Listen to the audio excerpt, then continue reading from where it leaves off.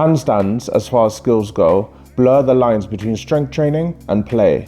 But for that reason, most handstand tutorials suck. And not because the information in these tutorials is bad or anything, but just because handstands are just so neurologically demanding. It's like trying to make a tutorial on how to run or how to walk.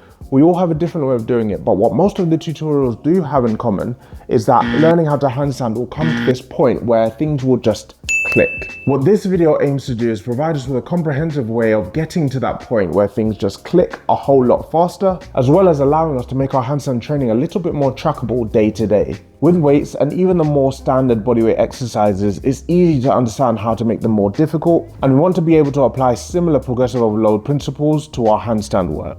Now, I'll be breaking the video down into 6 parts, and by the end of it, you'll not only be able to understand every aspect of handstands, but you also learn how to train for these aspects effectively, so you're not left mindlessly flailing about just hoping for balance. And if you're looking for a stress-free guide to just handhold you through this entire process of learning how to handstand, then check out my Learn to Handstand program. Link will be down in the description below. Okay, so first up when it comes to learning how to handstand is conditioning. How strong do you need to be able to do a handstand? And the short answer is not that strong really, but it's a little bit more nuanced than that. Handstands are more about the skill component than they are the strength side. That's why little kids can handstand after a couple kick-up attempts, and why you, with all your big man muscles, still can't. But if you're looking for answer above simply it depends, then if you are strong enough to do 4 push-ups and a 10-second hollow body hold, then you have more than enough strength to handstand. But a great exercise for making all of this strength more handstand specific is the chest to wall handstand. Here we lean on the wall to develop the isometric strength to hold ourselves upright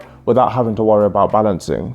Holding a chest to wall handstand for 10 to 15 seconds in every session is a great way to ensure that we're developing the strength that we'll need for the handstand skill. And actually, on the point about skill, how do we balance a handstand? And the clue is in the name really, handstand. When we stand on our feet, we keep our center of mass over our base of support through a combination of our toes and our heels. Leaning forward prompts us to press down with our toes, and leaning backwards prompts us to bear down on our heels.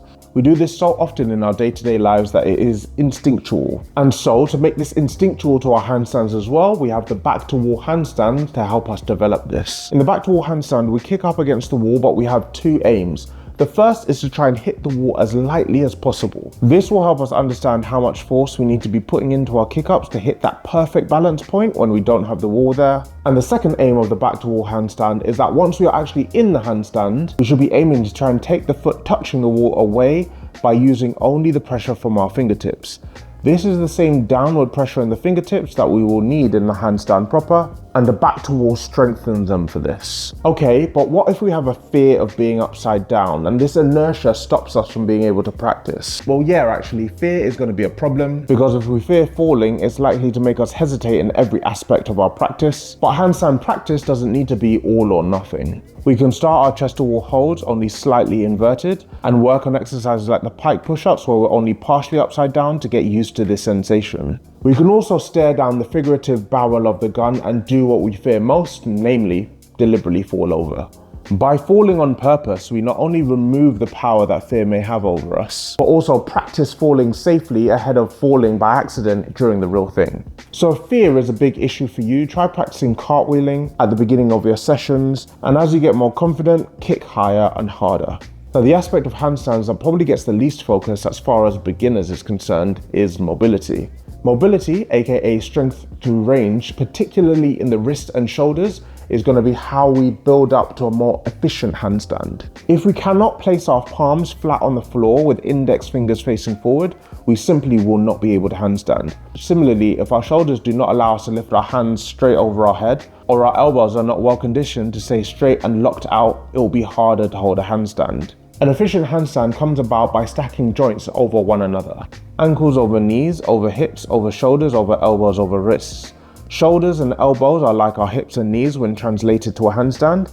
If our shoulders aren't mobile enough to sit neutral, it messes up the whole handstand line, making it harder to balance. And if the elbows buckle because they can't stay straight, then like the knees, we need to use far more strength to hold ourselves upright.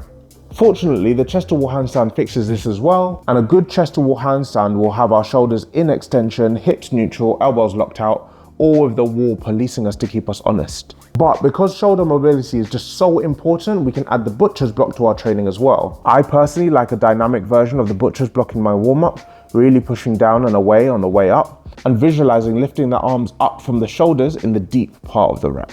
And then on my warm down after the workout, I like a static version of the butcher's block with a longer hold of 30 seconds to a minute. In terms of getting into a handstand, the kick up to handstand is going to be the easiest way for a beginner to get started. And even though there are other ways to enter a handstand, they all require more strength, skill, or mobility.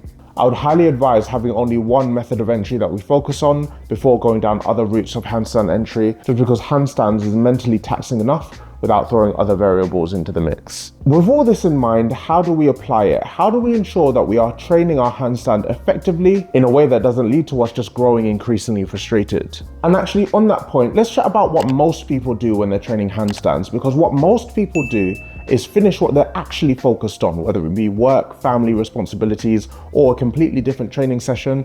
And only then, after those things, do they start working on their handstands with a few rushed kick-up attempts at the end of the session that they don't really focus on, and just hope things will get better when they try the exact same thing in a few days' time. Handstand training shouldn't work like this. Handstands are like a really jealous spouse. If you prioritize something else above them, you will end up getting nothing. And because it is so skill intensive, only high quality practice will yield the best results. With that in mind then, good handstand practice at a fundamental level looks like this. A warm-up that shows we respect the amount of force being driven through small joints like the wrists and elbow, while also prepping the shoulder. This can be followed by some sort of skill work. Again, while we're still fresh, we can build up those neural pathways to really ingrain the handstand. Follow this up with some skill-specific strength work, the sort of exercises where we're building straight arm pushing strength and mobility in that end shoulder range, developing scapular elevation, conditioning connective tissue, all in a way that's highly transferable to the handstand.